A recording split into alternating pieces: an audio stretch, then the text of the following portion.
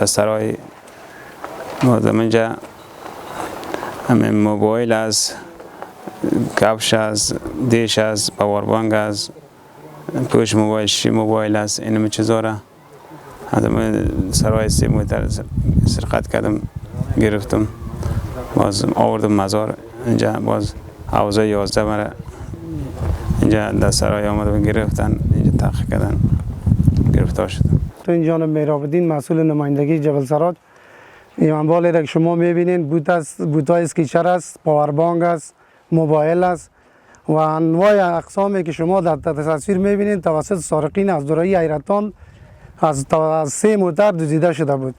بعد از سعی تلاش منصوبین حوزه 11 و قماندانی امنیه ولایت بلخ دزدا گرفتار و اموال فعلا در حوزه 11 و صاحبانش تسلیم داده می شود.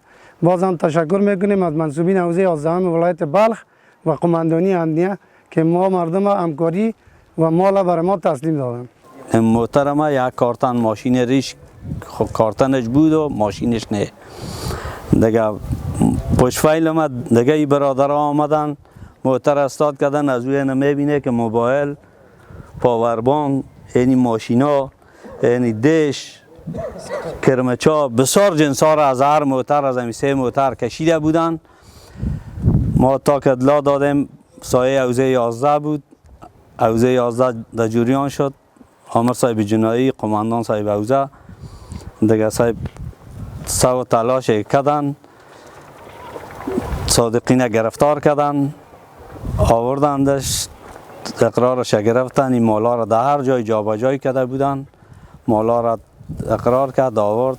دایرتان په دورایی کې په اسرای کې موټران درېدل هلته تکرارا غلاوې کېدلې نو بیا په هغه پسې موږ پرسونل مجاهدین ولېږله چې هلته یو نفر د دغه شیانو سره تکیه کوي 126 دانې موبایل ټلیفونه ولو او 10 جوړې سکیچر بوټونه ولو او 20 دانې د ژیرې ماشینان او غیره ډېر سامان نور هم ورسره ولو.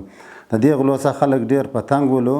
بیا مجاهدین پسې ولاړلو دی د دغه شیانو سره لاس په لاس ونیوي او اوس به انشاءالله تعالی په فضل سره د خدای موږ محکمه ته معرفي کړو. الحمدلله په بلخ ولایت کې امنیت تأمین دی. زموږ بلخ میشت ولسونه ښه د امن او خوشحالۍ په فضا کې خپل ژوند تېروي. زموږ امنیتي ځواکونه هېچ چاته دا اجازه نه ورکوي چې عامه نظم ته او امنیت ته کوم مشکل او خلل ایجاد کړي.